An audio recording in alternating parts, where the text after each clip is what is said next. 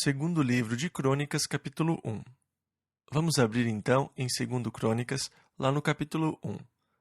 O livro de 1 Crônicas nos levou até a morte de Davi, e 2 Crônicas começa com o reino de Salomão e abrange o restante da história dos reis de Judá. Agora, estas são as crônicas dos reis de Judá. Elas não falam dos reis de Israel, mas concentram-se no reino do sul, o reino de Judá. Provavelmente existiram as crônicas dos reis de Israel, mas nós não as temos. Estas são as crônicas dos reis de Judá e 1 Crônicas abrangeu principalmente o reinado de Davi, pois foi com ele que o reino chegou ao seu ápice, ao auge da sua glória e poder. E Salomão assumiu no lugar do seu pai, que tinha deixado uma base maravilhosa, e na verdade ele desfrutou os benefícios do reino de seu pai. Sob Salomão, o reino começou a se deteriorar, e muito rapidamente o reino desmoronou. Após a morte de Salomão, quando seu filho Roboão assumiu o trono, o reino foi dividido, e aquele que um dia foi um reino forte e poderoso, logo se tornou enfraquecido, num estado tão enfraquecido que os tesouros gloriosos que foram acumulados por Davi e Salomão foram logo tomados por Sisaque, o rei do Egito, e a glória e o poder e a riqueza do reino foram rapidamente destruídos. Então, ao chegarmos ao segundo livro das Crônicas dos Reis de Judá, versículo 1, Salomão, filho de Davi, fortaleceu-se no seu reino, e o Senhor seu Deus era com ele, e o engrandeceu sobremaneira. Salomão começou o seu reinado com grande poder que, na verdade, ele tinha recebido de Davi, o seu pai, e também do Senhor, porque no início o coração de Salomão era reto diante de Deus. Salomão reuniu o povo em Gibeon, porque naquela época o tabernáculo do Senhor ficava em Gibeon. Agora, havia 2 tabernáculos nessa época. Davi ergueu uma tenda em Jerusalém para a Arca da Aliança, quando eles levaram a Arca da Aliança de volta a Jerusalém. Davi fez lá uma tenda para a arca, mas o verdadeiro centro de adoração da nação ainda estava em Gibeon, onde estava o tabernáculo feito segundo o modelo do tabernáculo do deserto. O altar onde eles sacrificavam a Deus ficava em Gibeon. Versículo 3 ao 6. E foi Salomão e toda a congregação com ele, ao alto que estava em Gibeon, porque ali estava a tenda da congregação de Deus, que Moisés, servo do Senhor, tinha feito no deserto. Mas Davi tinha feito subir a arca de Deus de Quiriate-Jearim ao lugar que lhe preparara, porque lhe tinha armado uma tenda em Jerusalém. E Salomão ofereceu ali sacrifícios perante o Senhor, sobre o altar de cobre que estava na tenda da congregação, e ofereceu sobre ele 1000 holocaustos. Agora, Salomão era um sujeito extravagante, 1000 ofertas queimadas. Ele era extravagante em tudo o que fazia. Versículo 7. Naquela mesma noite, Deus apareceu a Salomão e disse-lhe: Pede o que queres que eu te dê. E isso é quase como alguns enredos dos contos de fada que lemos, com uma fada madrinha ou um gênio. Peça o que quiser. Às vezes, eu me pergunto, se Deus aparecesse a mim e dissesse, peça o que você quer que eu lhe dê, eu me pergunto o que eu pediria a Deus, qual seria o meu pedido? Eu sempre pensei, ao meditar sobre isso, que eu deveria responder, Deus, dê-me o que o Senhor quiser me dar. Porque, vejam, eu posso pensar em algo muito menor do que o que Deus quer me dar. Ele me ama tanto que tudo o que Ele quer é me dar. E eu poderia dizer, Senhor, eu gostaria de receber $1000, mas Ele poderia querer me dar $1 milhão. Por que eu iria limitá-lo? Eu acho que nós não entendemos o quanto Deus realmente nos ama e o que Deus quer fazer por nós. Porque aquele que nem mesmo a seu próprio filho poupou, antes o entregou por todos nós, como nos não dará também com ele todas as coisas? Lemos isso em Romanos 8:32. Veja o que Deus já lhe deu. Considere isso. Ele não poupou o seu próprio filho. E se ele não poupou o seu próprio filho, antes o entregou por você, como não lhe dará também todas as coisas? Jesus disse: Até agora nada pedistes em meu nome. Pede. E em grego isso está no intensivo, que traduzido mais literalmente seria: peça, por favor peça, para que o vosso gozo se cumpra. Lemos isso em João 16, 24. Deus quer abençoá-lo. Deus quer abençoar a sua vida, porque Ele quer que a sua vida seja um instrumento pelo qual o mundo ao seu redor possa conhecer a alegria e a bênção de servir ao Senhor. Por isso, Deus deseja, Deus se alegra em dar boas coisas aos seus filhos. Pede o que queres que eu te dê. Versículo 8 ao 10. E Salomão disse a Deus: Tu usaste de grande benignidade com meu pai Davi, e a mim me fizeste rei em seu lugar. Agora, pois, ó Senhor Deus, confirme-se a tua palavra dada a meu pai Davi, porque tu me fizeste reinar sobre um povo numeroso como o pó da terra. Dá-me, pois, agora sabedoria e conhecimento, para que possa sair e entrar perante este povo, pois quem poderia julgar a este tão grande povo? Este é o pedido de Salomão: sabedoria e conhecimento, Deus, para que eu possa sair e entrar perante este povo, pois a tarefa que recebi de reinar sobre o seu povo é maior do que eu posso dar conta.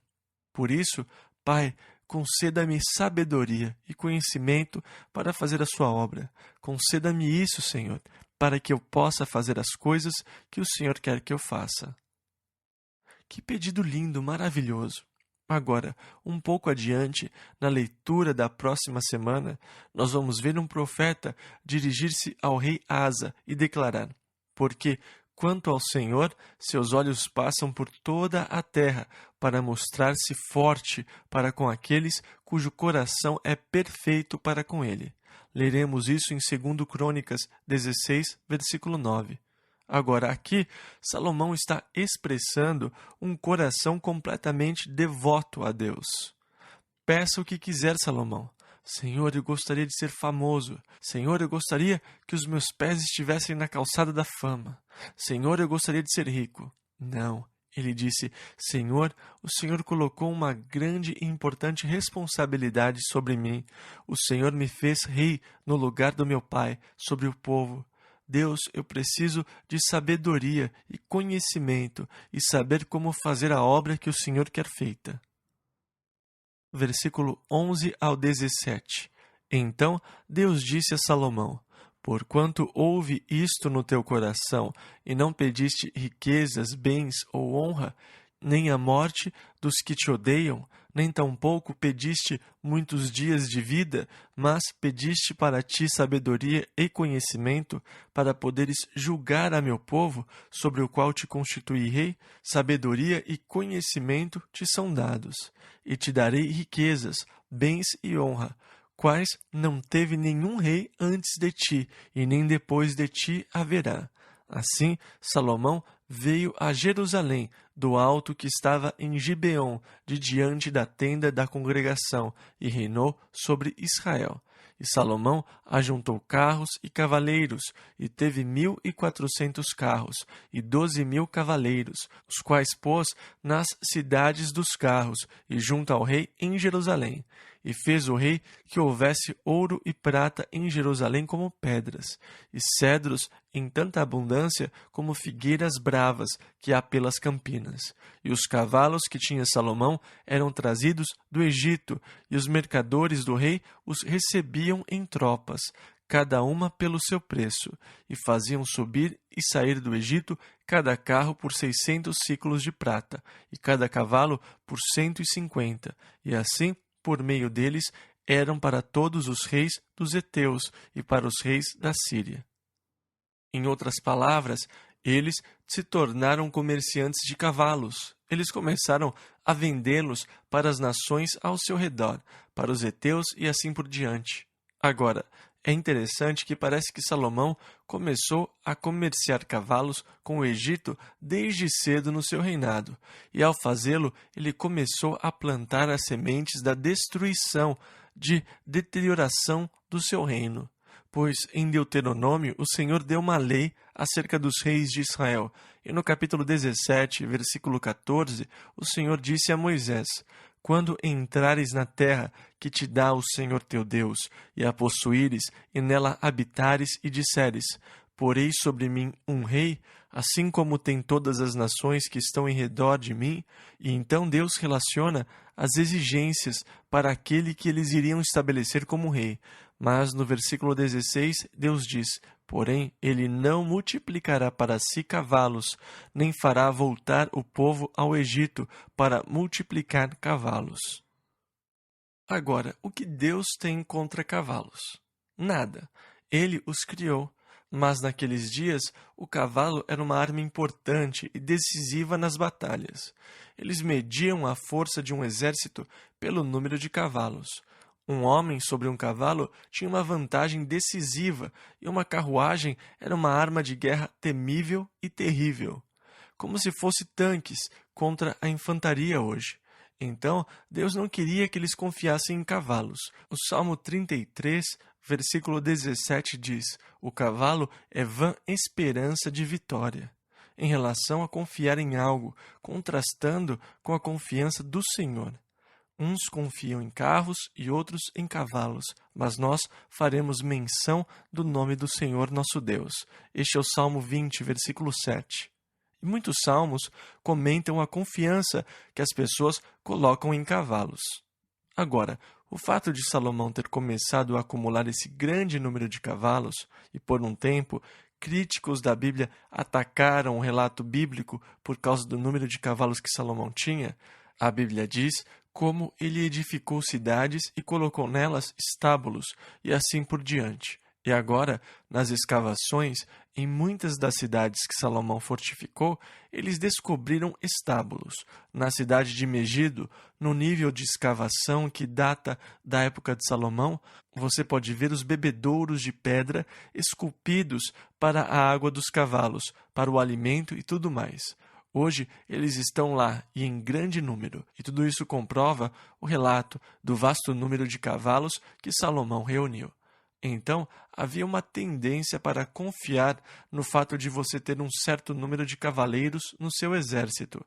Eu acho impressionante que Salomão abandonasse tão rapidamente a lei do Senhor e começasse a plantar as sementes que, no final, iriam deteriorar o reino. Segundo livro de Crônicas, capítulo 2, versículos 1 e 2. E determinou Salomão edificar uma casa ao nome do Senhor, como também uma casa para o seu reino. E designou ou contou Salomão 70.000 homens de carga, e 80.000 que talhavam pedras na montanha, e 3.600 inspetores sobre eles. Este é o impressionante número de pessoas que esteve envolvida na tarefa de reunir os materiais para o seu próprio palácio e para o templo que eles iriam construir. Versículo 3 ao 6. E Salomão mandou dizer a Hirão, rei de Tiro: como fizeste com Davi meu pai, mandando-lhe cedros para edificar uma casa em que morasse, assim também faze comigo.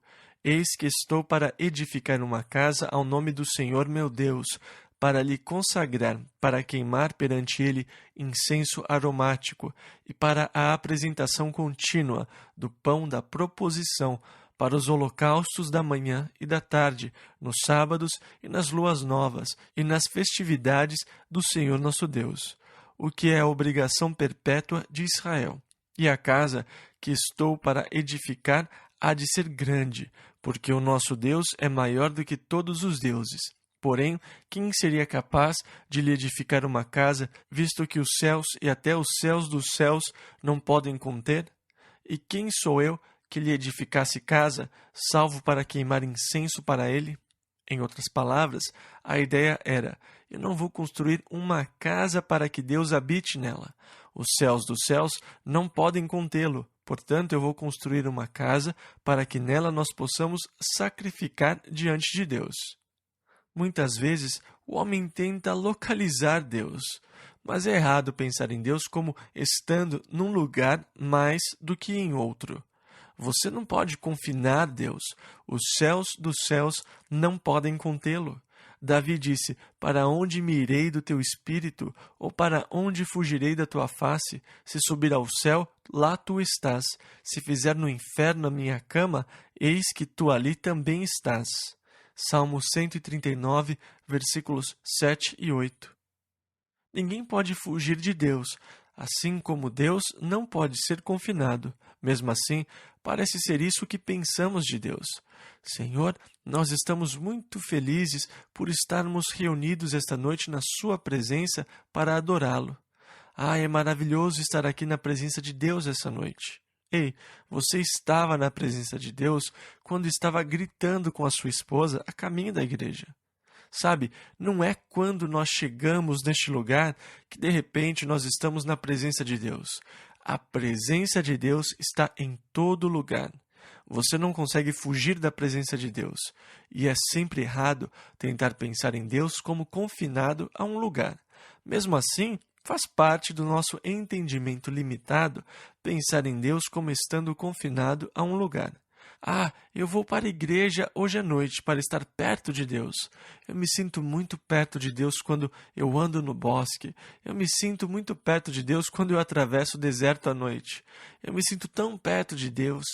Bem, pode ser que você tenha uma maior consciência de Deus em determinados lugares, mas essa não é a realidade.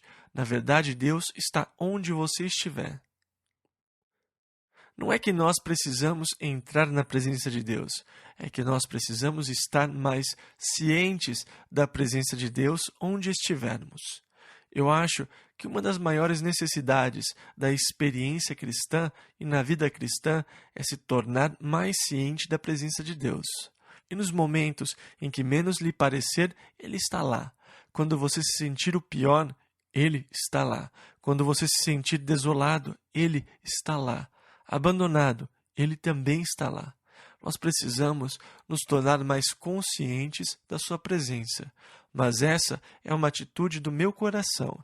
Eu posso me conscientizar da presença de Deus, não importa onde eu estiver, se eu direcionar o meu coração para o Senhor, para conscientemente procurar estar ciente da Sua presença comigo. Agora, se nós conseguíssemos nos tornar mais cientes da presença de Deus, nós não precisaríamos de sermões sobre santidade, vida justa ou coisas dessa natureza, porque eu estaria ciente da presença de Deus. Porque nele, Paulo disse, nós vivemos e nos movemos e existimos. Quando eu me torno ciente, me conscientizo disso, eu quero viver da maneira que agrada a Deus. Sabendo que nada que eu fizer é oculto, sabendo que nada que eu fizer é secreto, sabendo que a minha vida é um livro aberto e que a consciência da presença de Deus é algo muito importante para a minha própria vida. E Salomão entendeu isso. Senhor, nós estamos construindo uma casa para que o Senhor venha morar nela e para que nós possamos ir visitá-lo na sua casa. Quem sou eu para construir uma casa?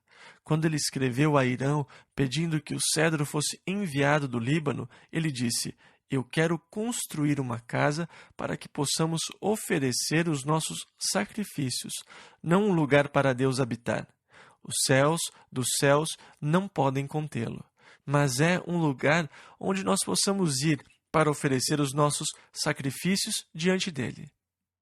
Ele pediu por um homem habilidoso que pudesse inspecionar a construção, um artífice versado em escultura, em diversas artes, em fundição e tudo mais, porque o templo que ele queria construir para Deus seria um monumento glorioso ao Senhor. E então ele fez um acordo onde ele daria 20.000 coros de trigo malhado, que seria farinha aos homens, aos servos que cortariam madeira na floresta e tudo mais. Agora, um coro são 10.000 alqueires, então Esta é a quantidade de farinha, o trigo malhado, que ele iria lhes mandar. Versículo 10. 20.000 coros de cevada, 20.000 batos, e um bato é cerca de 30 litros. 20.000 batos de vinho e 20.000 batos de azeite. Então, essa era a senhora taxa anual que ele estava disposto a pagar para aqueles homens habilidosos. Versículo 11 ao 15. E Irão, rei de Tiro, respondeu por escrito, que enviou a Salomão, dizendo: Porque o Senhor tem amado o seu povo, te constituiu sobre ele rei. Disse mais Irão: Bendito seja o Senhor Deus de Israel, que fez os céus e a terra, o que deu ao rei Davi um filho sábio, de grande prudência e entendimento, que edifique casa ao Senhor e para o seu reino. Agora, pois, envio um homem sábio, de grande entendimento, a saber, Irão Abiú, filho de uma mulher das filhas de Dan, e cujo pai foi homem de Tiro. Este sabe trabalhar em ouro, em prata, em bronze, em ferro, em pedras e em madeira, em púrpura, em azul e em linho fino, e em carmesim, e é hábil para toda a obra do buril, e para toda a espécie de invenções, qualquer coisa que se lhe propuser, juntamente com os teus peritos e os peritos de Davi, meu senhor teu pai. Agora, pois, meu senhor, mande para os seus servos o trigo, a cevada, o azeite e o vinho de que falou. Então, o negócio foi feito. Versículo 16.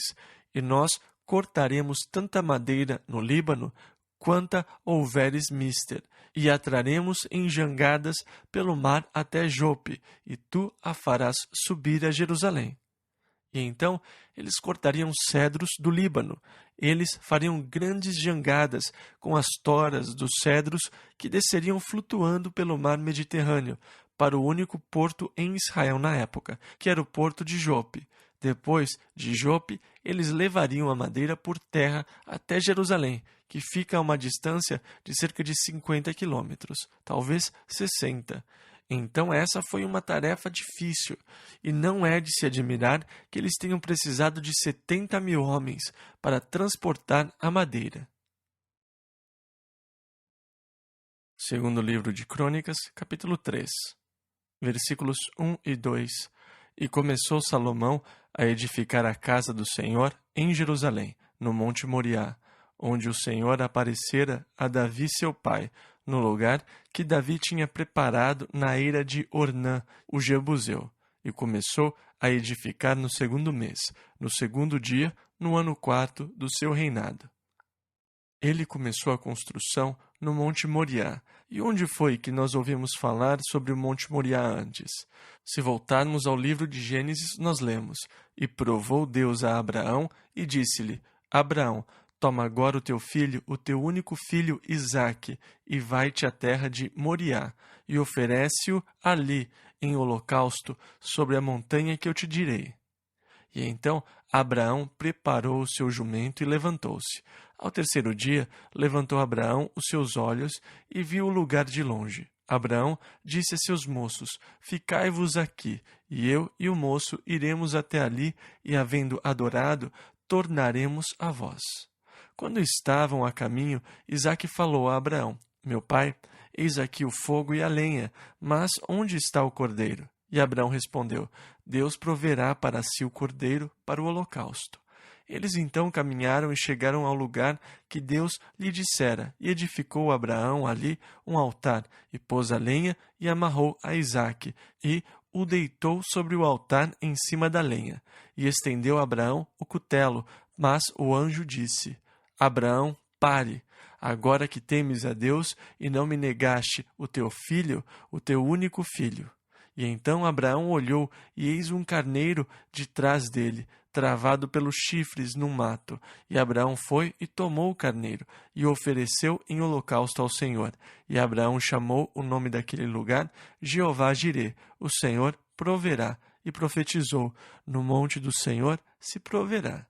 Isto está em Gênesis 22, do versículo 1 ao 14.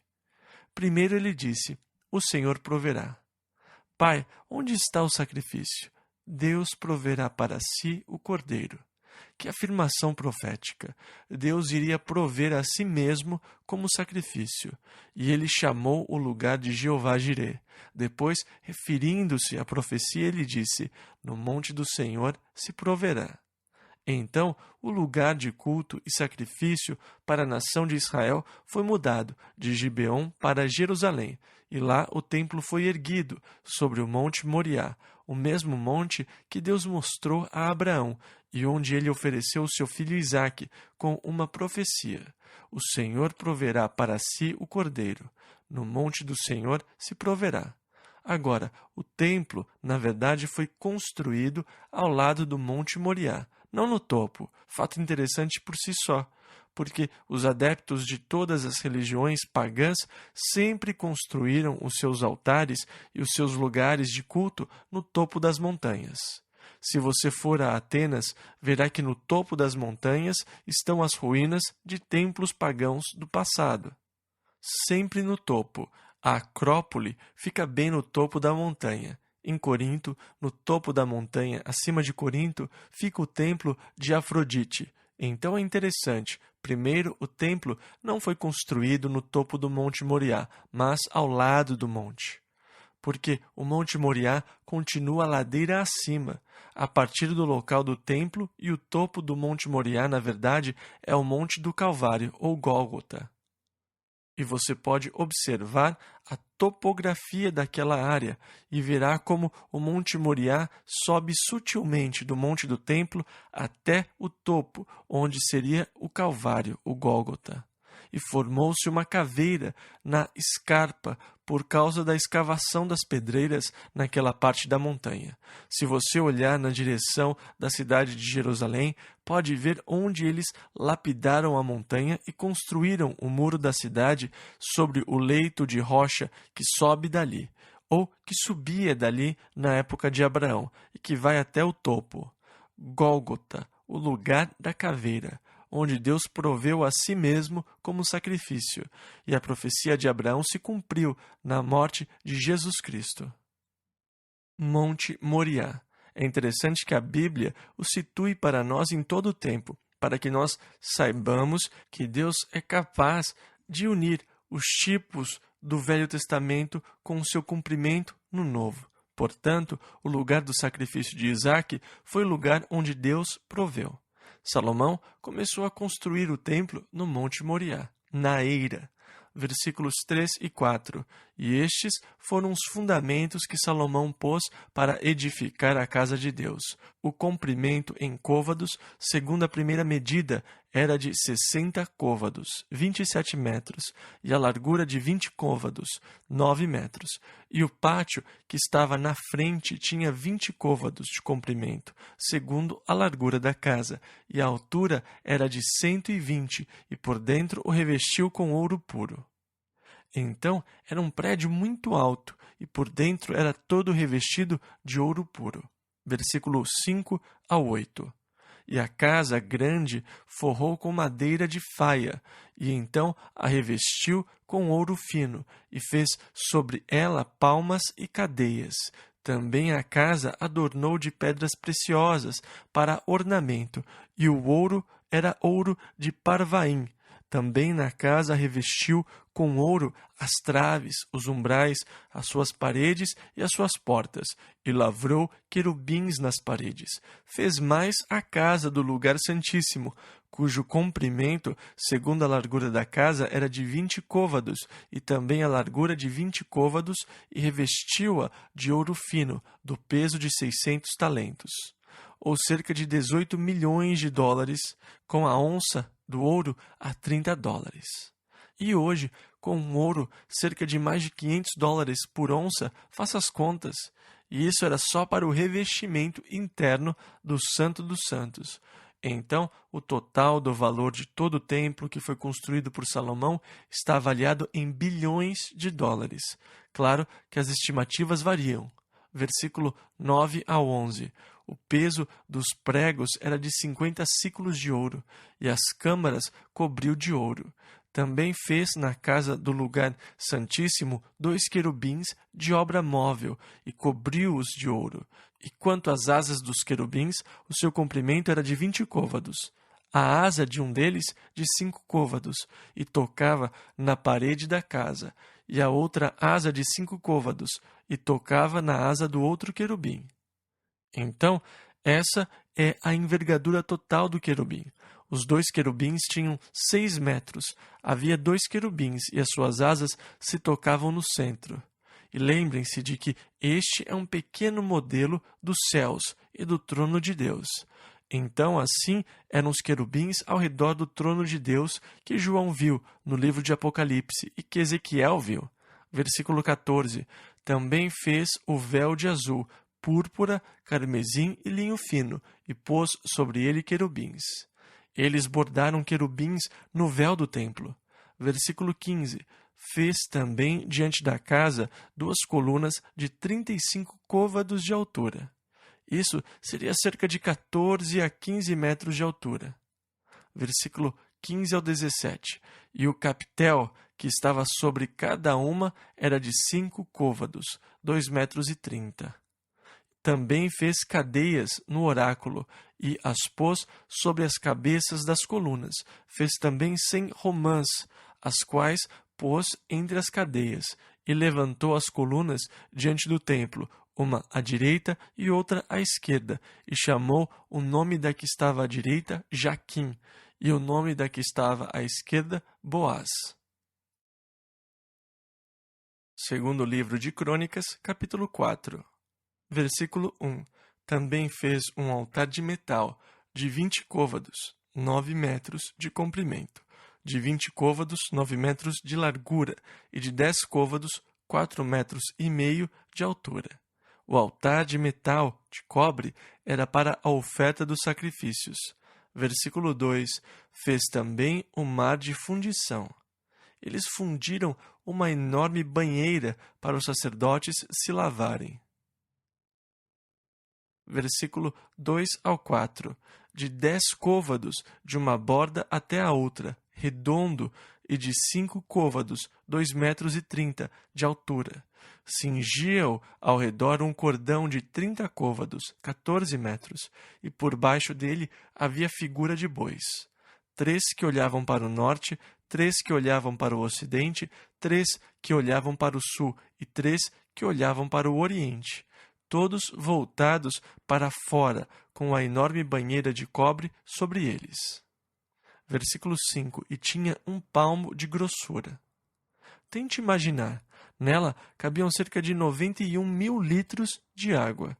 Agora, fundir uma coisa dessas hoje seria praticamente impossível. Uma piscina de cobre de 2 metros e 30 de profundidade, 4,60 de comprimento e cerca de 20 centímetros de espessura. E isso era para os sacerdotes se lavarem. E depois, ao redor da sua borda, havia todo tipo de acabamento. Flores e lírios esculpidos, e assim por diante. Depois, eles ainda fizeram outras 10 banheiras para poderem lavar os instrumentos, pois, por causa dos sacrifícios, havia muito sangue. Então, era necessário que os sacerdotes se lavassem para tirar todo o sangue deles, e também as facas e os outros instrumentos que eles usavam estariam cheios de sangue depois das ofertas dos sacrifícios.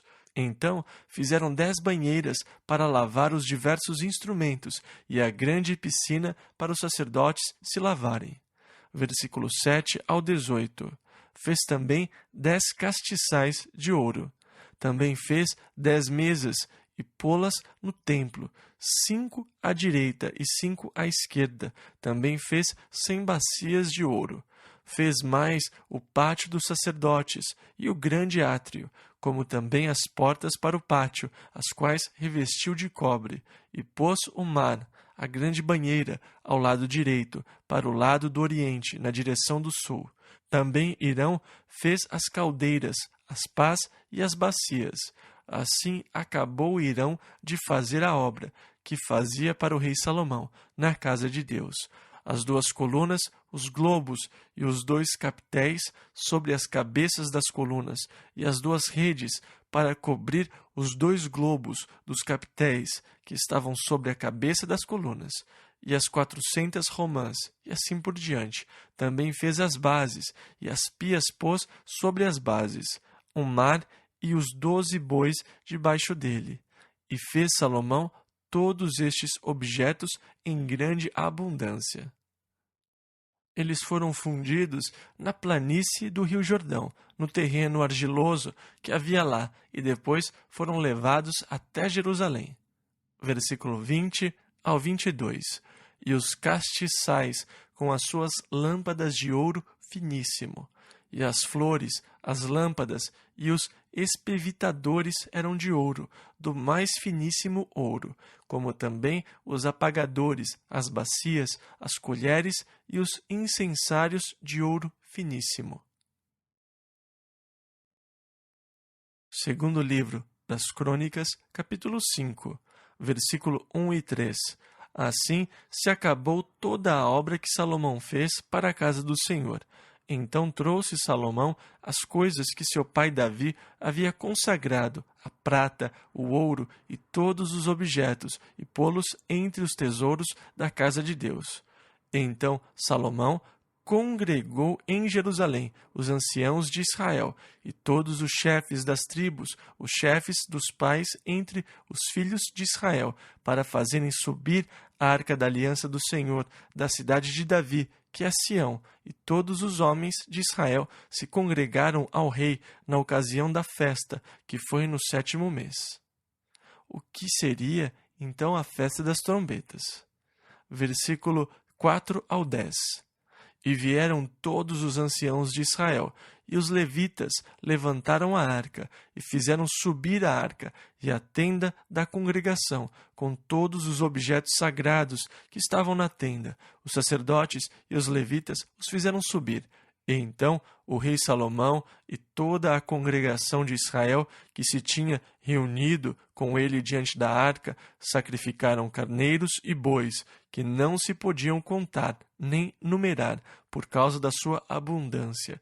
Assim trouxeram os sacerdotes a arca da aliança do Senhor ao seu lugar, ao oráculo da casa, ao lugar santíssimo, até debaixo das asas dos querubins, porque os querubins estendiam ambas as asas sobre o lugar da arca, e os querubins cobriam por cima a arca e os seus varais. Então os varais sobressaíam para que as portas dos varais da arca se vissem perante o oráculo, mas não se vissem de fora. E ali tem estado até ao dia de hoje. Na arca não havia coisa alguma senão as 2 tábuas que Moisés tinha posto em Horebe, quando o Senhor fez aliança com os filhos de Israel, saindo eles do Egito. Agora, originalmente, quando Moisés estabeleceu a arca da aliança, não colocaram apenas as tábuas de pedra nas quais Deus tinha escrito os 10 mandamentos, mas ela também continha a vara de Arão, que floresceu, e também um vaso de maná. Mas a arca da aliança tinha sido tomada pelos filisteus e tinha rodado entre eles. Então, a esta altura, tudo o que havia na arca da aliança, de acordo com o registro, eram apenas as 2 tábuas de pedra. Eu sempre achei que seria emocionante se conseguissem encontrar a arca da aliança em algum lugar. Aquela pequena caixa de madeira de acácia revestida de ouro. E se as 2 tábuas de pedra sobre as quais Deus escreveu a lei ainda estivessem nelas? Que descoberta arqueológica não seria? Eu tenho certeza de que Deus a mantém perdida, porque ela se tornaria uma relíquia e tanto, e rapidamente as pessoas começariam a adorá-la. Por isso, eu tenho certeza de que Deus deliberadamente a mantém escondida do homem, para que o homem não a transforme num ídolo. Versículo 11 ao 14. E sucedeu que, saindo os sacerdotes do santuário, porque todos os sacerdotes que ali se acharam se santificaram, sem respeitarem as suas turmas, e os levitas, que eram cantores, todos eles de Asaf, de Emã, de Jedutum, de seus filhos e de seus irmãos, vestidos de linho fino, com símbolos, com saltérios e com harpas, estavam em pé para o oriente do altar, e com eles até 120 sacerdotes que tocavam as trombetas. E aconteceu que, quando eles uniformemente tocavam as trombetas e cantavam, para fazerem ouvir uma só voz, bendizendo e louvando ao Senhor, e levantando eles a voz, com trombetas, símbolos e outros instrumentos musicais, e louvando ao Senhor, dizendo: porque Ele é bom, porque a sua benignidade dura para sempre. Então a casa se encheu de uma nuvem, a saber, a casa do Senhor. E os sacerdotes não podiam permanecer em pé para ministrar, por causa da nuvem, porque a glória do Senhor encheu a casa de Deus. Que ocasião não deve ter sido essa? O povo de Israel se reuniu naquele templo lindo, fabuloso, todo revestido de ouro. Ele estava pronto, uma obra maravilhosa, com detalhes entalhados e tudo mais. Depois eles levaram a Arca da Aliança da tenda para o Santo dos Santos do templo. Colocaram as varas e as levaram ao lugar dela, entre os querubins. Depois os sacerdotes usaram os instrumentos, alguns com saltérios, alguns com harpas, 120 deles com trombetas. E mais, Davi tinha nomeado cerca de 200 deles como cantores, e todos começaram a louvar a Deus com os cânticos e com a música. Conforme o louvor foi crescendo e o som das trombetas e das vozes se misturaram como uma só voz de louvor e ações de graças a Deus, a nuvem da glória de Deus, que era um sinal da presença de Deus entre os filhos de Israel no deserto, desceu e encheu o templo. E por causa da glória da presença de Deus, os sacerdotes não conseguiam ficar em pé. Eles caíram diante da glória da presença de Deus. Que cena maravilhosa! Um bando de fanáticos. Segundo livro de Crônicas, capítulo 6, versículo 1. Então falou Salomão: o Senhor disse que habitaria nas trevas. Agora, a essa altura, Salomão pregou um sermão ao povo. Você lembra que todo o Israel, todos os principais estavam reunidos? E do lado de fora, no pátio, ele tinha construído uma pequena plataforma quadrada de cobre, de 2,30 metros, com cerca de 1,30 metro de altura.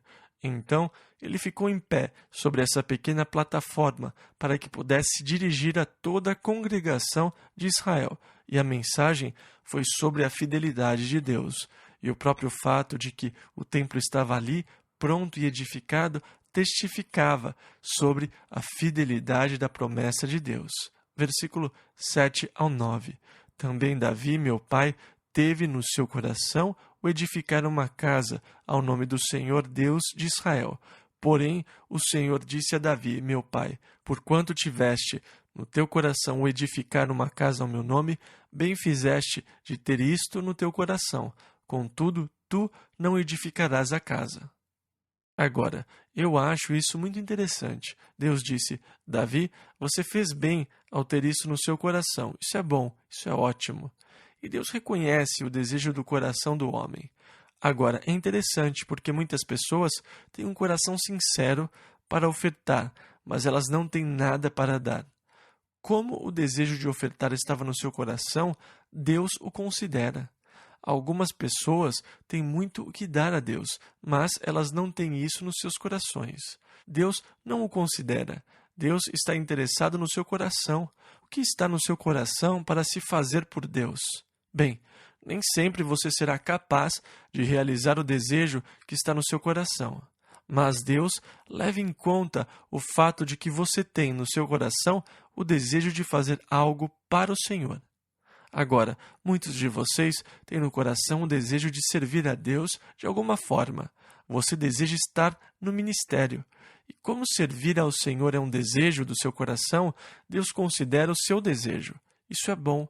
Pode ser que você nunca venha a estar ativamente envolvido em algum ministério ligado ao púlpito.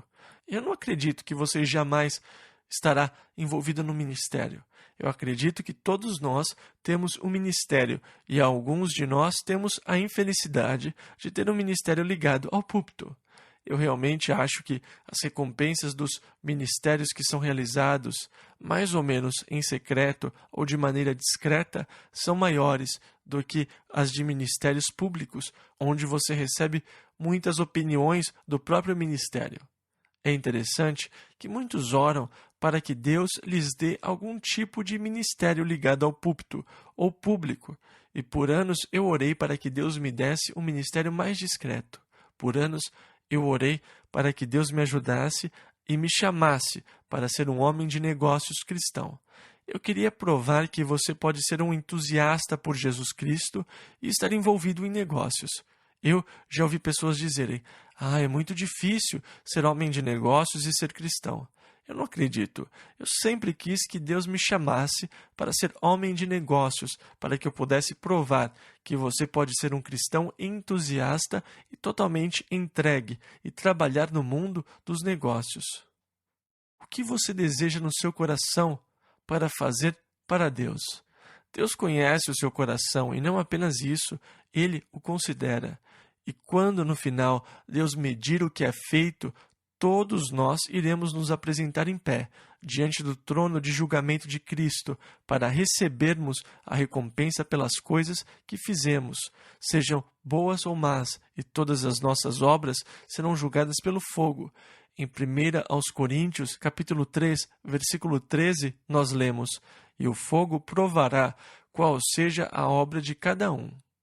E se as suas obras, pelo Senhor, passar esse julgamento pelo fogo, você vai receber a sua recompensa. Mas muitas das obras são como madeira, feno e palha, e serão consumidas naquele dia. Você vai oferecer todas as suas obras diante de Deus, e elas serão testadas pelo fogo de Deus. E puf, lá se vão as suas obras. Mas, Senhor, onde está a minha recompensa? Você já a recebeu. Você fez as suas obras de maneira ostensiva, para que todos reconhecessem e soubessem o que você estava fazendo. Quando você orar, não toque trombetas, nem saia pelas ruas fazendo alarde. Entre no seu quarto e feche a porta. O seu pai, que vê em secreto, vai recompensá-lo. Quando você der, não faça alarde sobre a quantia que você estiver dando. Não deixe nem mesmo a sua mão direita saber o que a sua mão esquerda faz. Para que a tua esmola seja dada em secreto, e teu pai, que vê em secreto, ele mesmo te recompensará publicamente.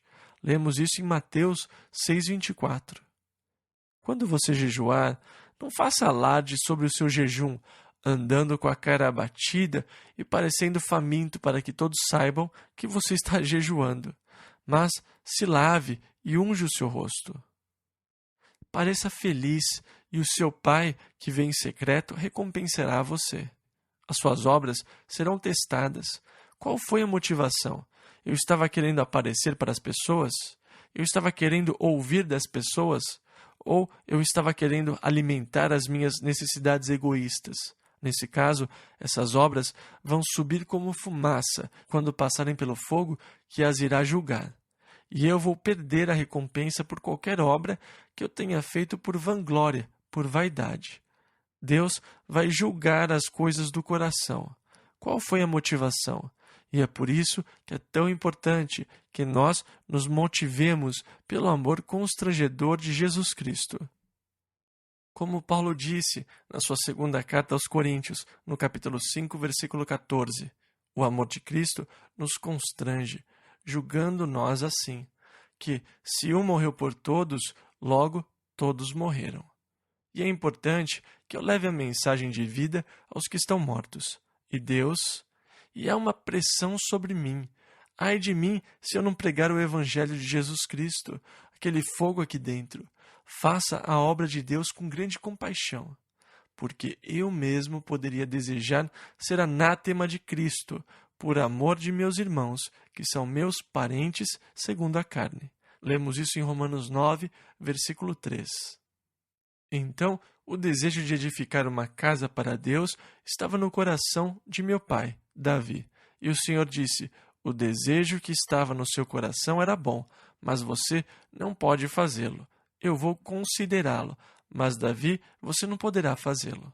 Versículo 9. Mas teu filho, que há de proceder de teus lombos, esse edificará a casa ao meu nome. Então, essa é a promessa de Davi. Você não pode me edificar uma casa, mas o seu filho, que sairá dos teus lombos, esse edificará a casa. E agora, Salomão está pregando este sermão sobre a fidelidade da obra de Deus. Ele disse, versículos 10 e 11, assim confirmou o Senhor a sua palavra, que falou, porque eu me levantei em lugar de Davi meu pai, e me assentei sobre o trono de Israel, como o Senhor disse, e edifiquei a casa ao nome do Senhor Deus de Israel, e pus nela a arca, em que está a aliança que o Senhor fez com os filhos de Israel. E então, a mensagem de Salomão ao povo foi sobre a fidelidade de Deus. Versículos 13 e 14. E pôs-se em pé sobre ela, sobre a plataforma que ele tinha feito, e ajoelhou-se em presença de toda a congregação de Israel, e estendeu as suas mãos para o céu, e disse, Ó Senhor, Deus de Israel, não há Deus semelhante a ti, nem nos céus, nem na terra, que guardas a aliança e a beneficência aos teus servos que caminham perante ti de todo o seu coração. Nenhum Deus em todo o mundo guarda suas promessas e mostra misericórdia como o Senhor. Versículo 15 ao 20. Que guardaste ao teu servo Davi, meu pai, o que lhe falaste, porque tu, pela tua boca, o disseste, e pela tua mão o cumpriste, como se vê neste dia. Agora, pois, Senhor Deus de Israel, guarda ao teu servo Davi, meu pai, o que falaste, dizendo, nunca homem algum será cortado de diante de mim, que se assente sobre o trono de Israel, tão somente que teus filhos guardem teu caminho, andando na minha lei, como tu andaste diante de mim. E agora, Senhor Deus de Israel, cumpra-se a tua palavra que disseste ao teu servo Davi, mas, na verdade, habitará Deus com os homens na terra? Eis que os céus e o céu dos céus não te podem conter, quanto menos esta casa que tenho edificado. Atende, pois, a oração do teu servo e a sua súplica, ó Senhor meu Deus, para ouvires o clamor e a oração que o teu servo faz perante ti. Senhor, eu sei que este lugar não é para a tua habitação, eu sei que ele não pode contê-lo, mas que os teus olhos, versículo 20, estejam dia e noite abertos sobre este lugar. Em outras palavras, vele por este lugar, vigie este lugar. Versículo 20 ainda, de que disseste que ali porias o teu nome, para ouvires a oração que o teu servo orar neste lugar. Ou seja, Senhor, este não é um lugar para o Senhor morar. Os céus não podem contê-lo, mas é um lugar onde o homem pode se encontrar com o Senhor. Por isso, Senhor, vigie este lugar e ouve as orações que subirem daqui para o Senhor. Versículo 21. Ouve, pois, as súplicas do teu servo e do teu povo Israel, que fizeram neste lugar, e ouve tu do lugar da tua habitação. Desde os céus, ouve, pois, e perdoa. E agora ele prevê situações que possam surgir. A quebra da aliança. Versículos 22 e 23.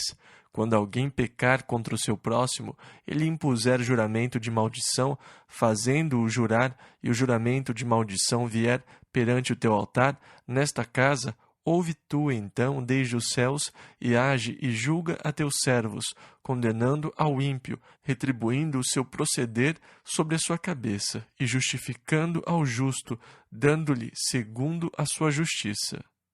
Ou seja, Senhor, permita que ocorra um justo julgamento. Versículo 24.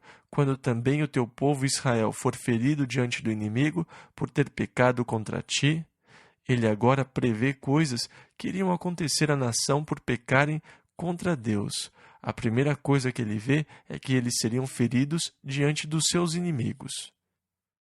Versículo 24 ao 28. E eles se converterem e confessarem o teu nome, e orarem e suplicarem perante ti nesta casa, então ouve tu desde os céus, e perdoa os pecados do teu povo Israel, e torna a levá-los à terra que lhes tens dado e a seus pais. Quando os céus se fecharem, e não houver chuva por terem pecado contra ti e orarem neste lugar e confessarem teu nome e se converterem dos seus pecados quando tu os afligires, então ouve tu desde os céus e perdoa.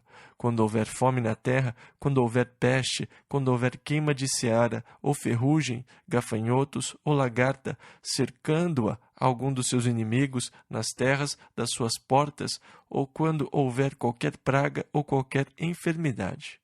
Seja qual for a peste que possa ocorrer, versículos 29 e 30, toda a oração e toda a súplica que qualquer homem fizer, ou todo o teu povo Israel, conhecendo cada um a sua praga e a sua dor, e estendendo as suas mãos para esta casa, então ouve tu desde os céus, do assento da tua habitação, e perdoa, e dá a cada um conforme a todos os seus caminhos, segundo conheces o seu coração, pois só tu conheces o coração dos filhos dos homens. Quantas vezes nós achamos que sabemos o que está no coração dos filhos? Mas nós não sabemos. Nós erramos ao interpretar mal a motivação das pessoas. Alguns acham que têm o dom de discernir a motivação de outros, mas, muitas vezes, eles interpretam erroneamente a motivação das ações de uma pessoa. Eles sempre procuram algum motivo oculto. Tinha uma senhora, em uma das igrejas que eu pastoreei, que se eu dissesse, bom dia, como a senhora está? Ela diria, bem, o que o senhor quis dizer com bom dia? O que o senhor, na verdade, está querendo me dizer? Ela estava sempre procurando algum motivo oculto ou escondido na mensagem, ou algo assim, achando que você está dizendo frases com duplo sentido, ou algo parecido, usando insinuações. Eu nunca fui muito sofisticado para usar frases com duplo sentido. Esta é uma das situações em que somente Deus realmente sabe o coração e o que está no coração dos filhos dos homens. Versículo 32 ao 36.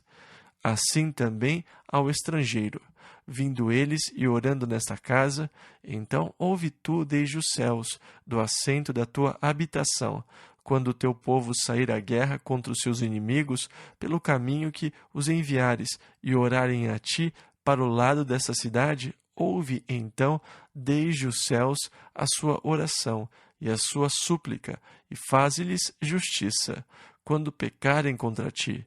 E ele acrescenta, pois não há homem que não peque. A Bíblia diz, lá em Romanos 3:23, todos pecaram e destituídos estão da glória de Deus. Em Romanos 3:10 lemos, não há um justo, nenhum sequer. E Salomão, homem sábio, disse, pois não há homem que não peque. Versículo 36 ao 39. E tu te indignares contra eles, e os entregares diante do inimigo, para que os cativarem os levem em cativeiro para alguma terra, remota ou vizinha, e na terra para onde forem levados em cativeiro, caírem em si e se converterem, e na terra do seu cativeiro a ti suplicarem, dizendo, pecamos, perversamente procedemos e impiamente agimos, e se converterem a ti com todo o seu coração e toda a sua alma na terra do seu cativeiro, a que os levaram presos e orarem para o lado da sua terra que deste a seus pais, e para esta cidade que escolheste, e para esta casa que edifiquei ao teu nome.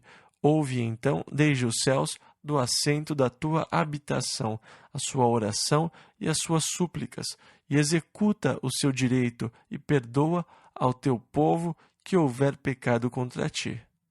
Agora, ele disse, estando no cativeiro, se orarem para o lado de Jerusalém, o que isso nos faz lembrar? Daniel. Vocês lembram que quando ele estava no cativeiro na Babilônia, ele orava 3 vezes ao dia? Ele abria a janela na direção de Jerusalém e orava. E a própria oração de Daniel era o quê? Confissão de pecado. Na verdade, ele estava seguindo o padrão que Salomão deu aqui. Se eles confessarem seus pecados e disserem, nós agimos perversamente, nós agimos impiamente. E quando você lê a oração de Daniel no cativeiro, você sabe que ele está familiarizado com esta oração de Salomão. porque ele estava fazendo exatamente o que Salomão tinha previsto que eles fariam no futuro, quando fossem levados em cativeiro. Então, a oração de Daniel seguiu o padrão desta outra aqui, versículos 40 e 41. Agora, pois, ó meu Deus, estejam os teus olhos abertos e os teus ouvidos atentos à oração deste lugar. Levanta-te, pois, agora, Senhor Deus, para o teu repouso, tu e a arca da tua fortaleza. Os teus sacerdotes, ó Senhor Deus, sejam vestidos de salvação, e os seus santos se alegrem do bem.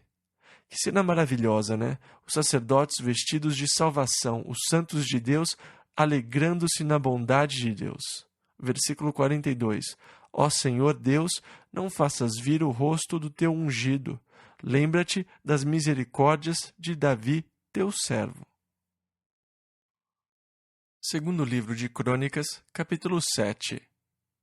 Versículo 1.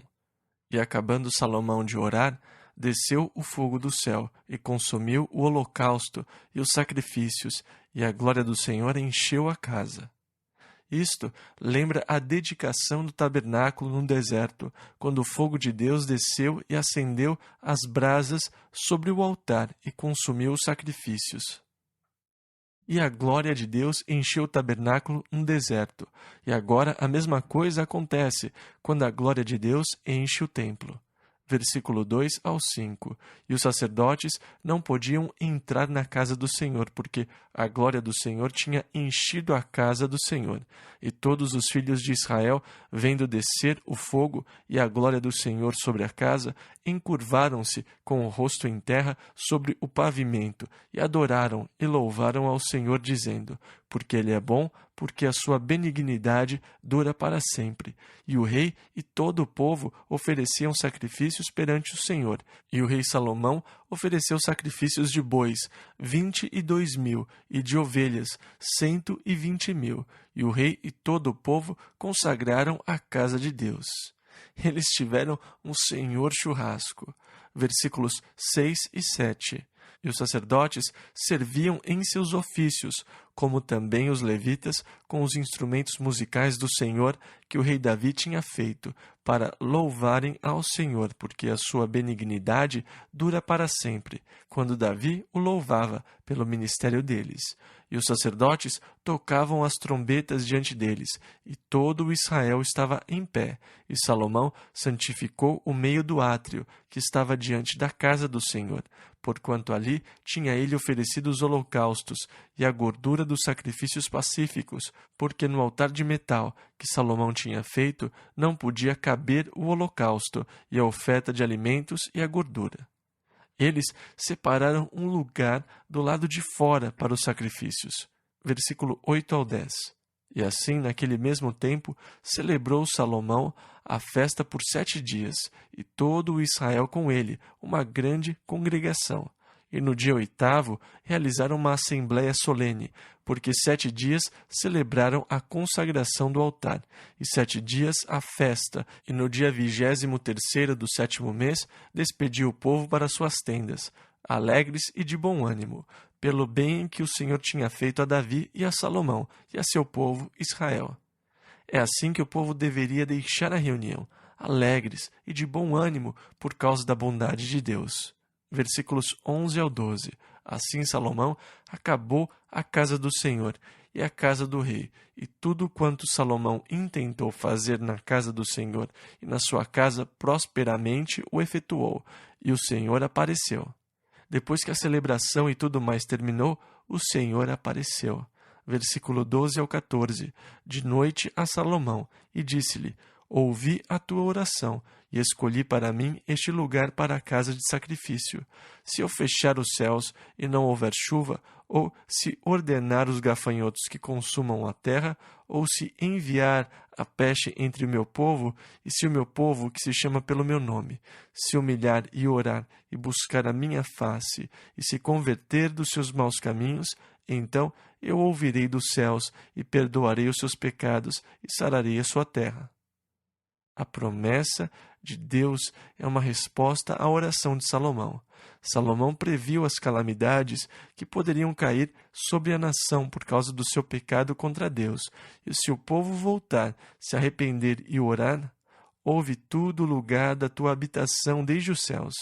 E Deus agora responde à oração de Salomão, dizendo: se estas coisas acontecerem, e se o meu povo, que se chama pelo meu nome, se humilhar e orar, e buscar a minha face, e se converter dos seus maus caminhos, então eu ouvirei dos céus, e perdoarei os seus pecados, e sararei a sua terra.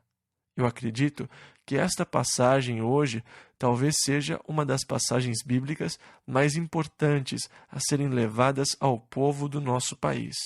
O povo que se chamou pelo seu nome. Os Estados Unidos já foram considerados uma nação cristã. Eu não disse que foi uma nação cristã. Eu disse que já foi considerada uma nação cristã. Mas como estamos longe do verdadeiro cristianismo? Como estamos longe de Deus como nação na nossa vida local? E nós podemos ver a praga que Salomão previu, os juízos de Deus. É hora do povo de Deus se humilhar e orar e buscar a sua face e deixar os seus maus caminhos, porque Deus vai ouvir, Deus vai perdoar e Deus vai sarar a terra. Essa é a sua promessa. Versículo 15 ao 22. Agora estarão abertos os meus olhos e atentos os meus ouvidos à oração deste lugar. Porque agora escolhi e santifiquei esta casa, para que o meu nome esteja nela perpetuamente, e nela estarão fixos os meus olhos e o meu coração todos os dias.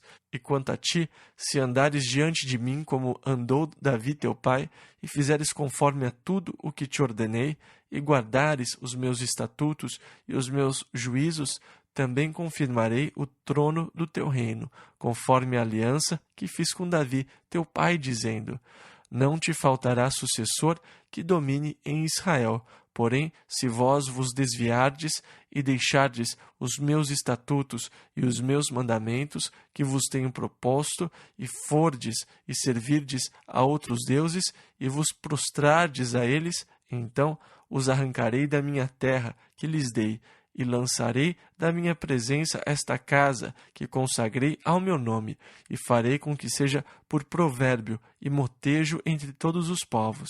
E desta casa, que é tão exaltada, qualquer que passar por ela se espalhará e dirá: por que fez o Senhor assim com esta terra e com esta casa?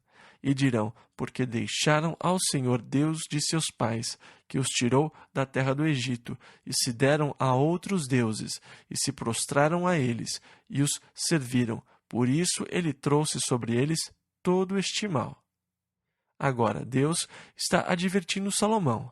O aviso é, em primeiro lugar, uma promessa. Salomão, se você andar nos meus caminhos, eu vou guardar a aliança de Davi, e eu vou fazê-lo prosperar no trono.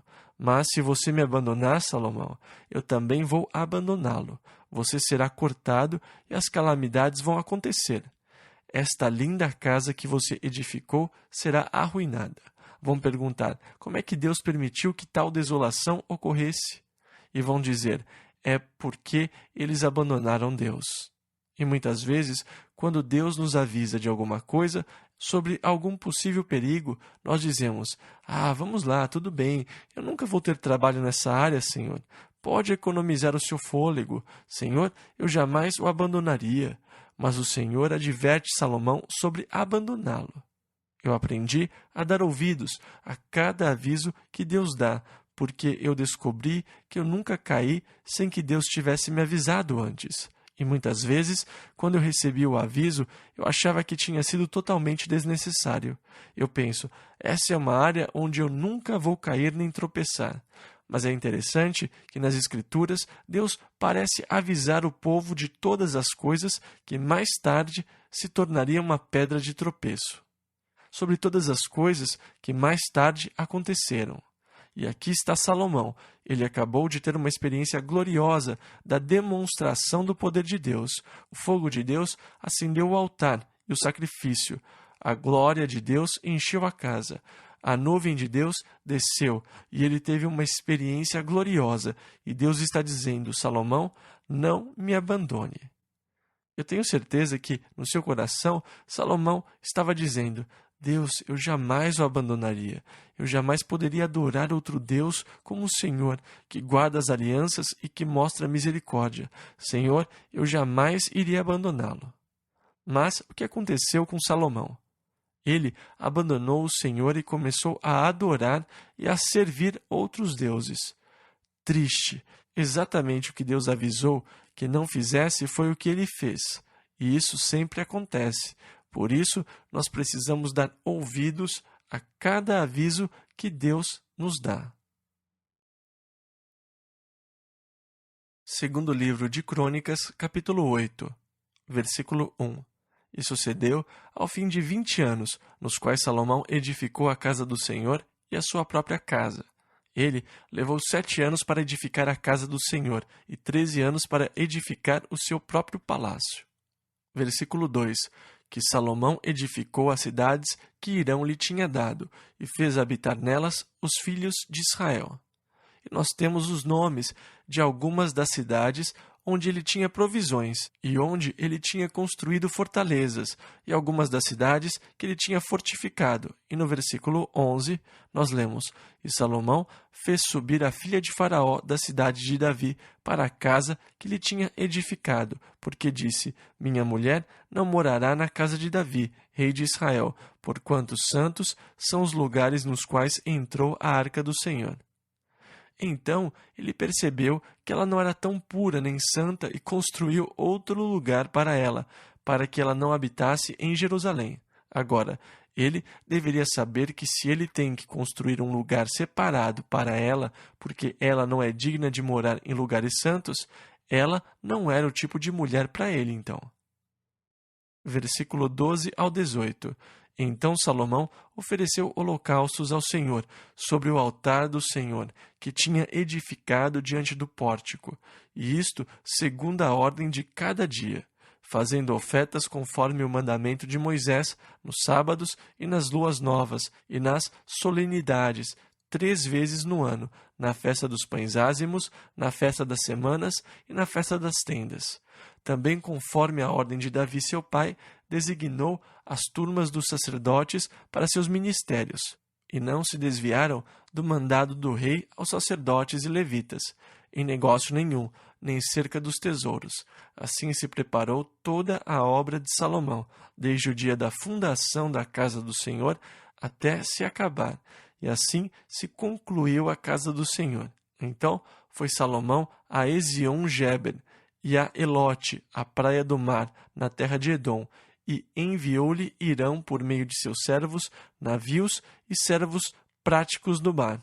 E foram com os servos de Salomão a Ofir, e tomaram de lá 450 talentos de ouro, e os trouxeram ao rei Salomão. Segundo livro de Crônicas, capítulo 9, versículo 1 ao 4. E ouvindo a rainha de Sabá, a fama de Salomão veio a Jerusalém para prová-lo com questões difíceis, com um grande séquito e com camelos carregados de especiarias, ouro em abundância e pedras preciosas. E foi a Salomão e falou com ele de tudo o que tinha no seu coração. E Salomão lhe respondeu a todas as suas questões, e não houve nada que não lhe pudesse esclarecer. Vendo, pois, a rainha de Sabá a sabedoria de Salomão, e a casa que edificara, e as iguarias da sua mesa, o assentar dos seus servos, o estar dos seus criados, e as vestes deles, e os seus copeiros e as vestes deles, e a sua subida pela qual ele chegava à casa do Senhor, ela ficou como fora de si. Ela ficou fora de si. Aquilo era mais do que tinham lhe contado. E ela disse: Falaram, mas eu não acreditei. Mas não me disseram metade da verdade. A glória que isso tudo tem. Agora, ela atentou para as iguarias da sua mesa. Se você voltar a 1 Reis, capítulo 4, você pode ler sobre a comida da mesa de Salomão. A sua provisão diária para só um dia era de 30 medidas de farinha, cerca de 300 alqueires de farinha para as panquecas diárias, 30 coros de farinha ou 300 alqueires, 10 bois cevados todo dia, 20 bois de pasto, do tipo comercial, 100 ovelhas, além de veados, cabras montesas, corços e aves cevadas. Tudo isso era consumido diariamente. Pense nisso, 100 ovelhas todo dia, 30 bois.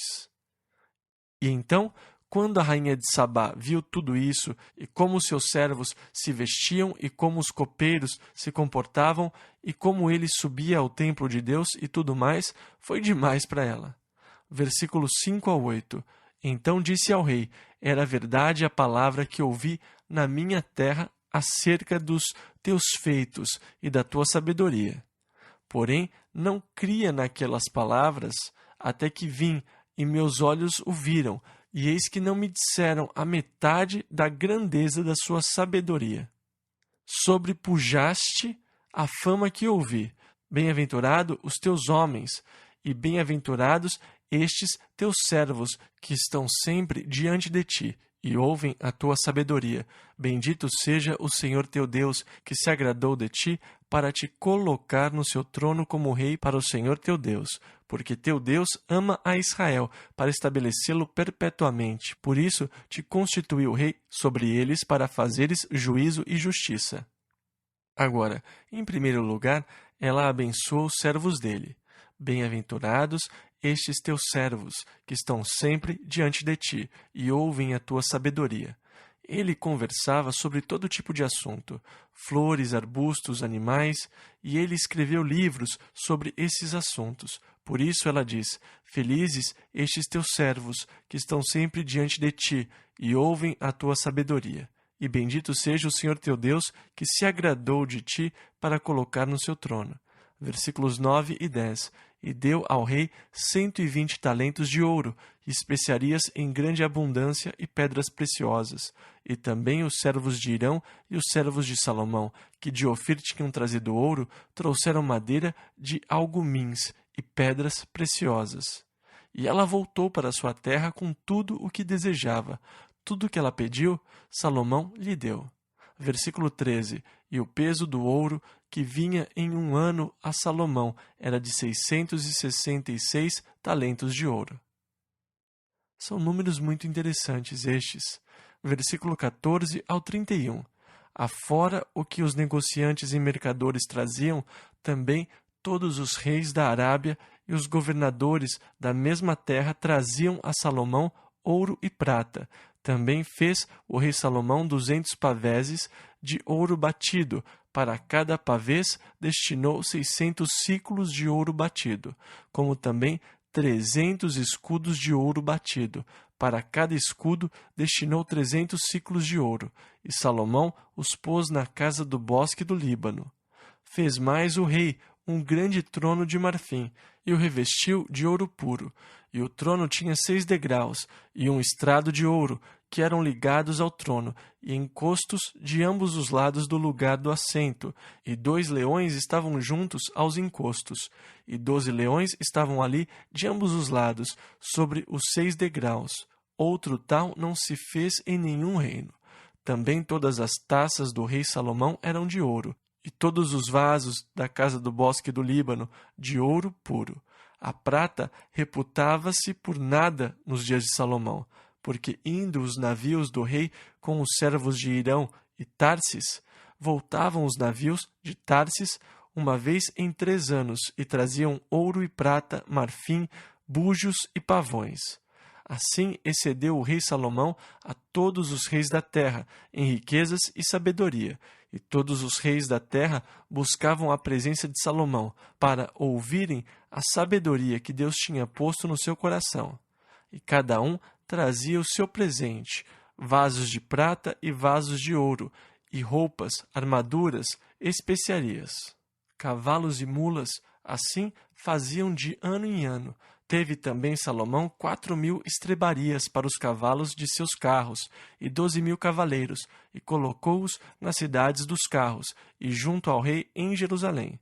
E dominava sobre todos os reis, desde o rio até a terra dos filisteus, e até ao tempo do Egito. Também o rei fez que houvesse prata em Jerusalém, como pedras e cedros em tanta abundância, como as figueiras bravas que há pelas campinas. E do Egito e de todas aquelas terras traziam cavalos a Salomão. Os demais atos de Salomão, tanto os primeiros como os últimos, porventura não estão escritos no livro das crônicas de Natã e na profecia de Aías, o Silonita, e nas visões de Ido, o vidente, acerca de Jeroboão, filho de Nebate? E reinou Salomão em Jerusalém 40 anos sobre todo o Israel, e o sepultaram na cidade de Davi, seu pai, e Roboão, seu filho, reuniu em seu lugar. Então, vemos que 9 capítulos foram dedicados ao reino de Salomão, e o restante de 2 Crônicas nos dá registros mais curtos, porque foi aqui que o reino teve o seu apogeu. Mas é impressionante a rapidez com que você pode ir do auge para baixo. Como aquilo se deteriorou tão rapidamente. Todo o ouro que ele acumulou, a grandeza das suas riquezas, os escudos e os pavéses de ouro puro, todas as taças de ouro. Tudo aquilo em breve seria tomado. Em breve tudo isso seria saqueado por Sisaque, o rei do Egito. E assim a glória do reino se extinguiu muito rapidamente. Eles foram do ápice da sua glória para baixo, muito rapidamente. Após a sua morte, a glória do reino começou imediatamente a se extinguir. Ela nem chegou a ser passada ao seu filho. Ela não sobreviveu à morte de Salomão. O reino começou a se deteriorar imediatamente, e antes que o seu filho se estabelecesse no trono, o reino se tornou dividido e enfraquecido.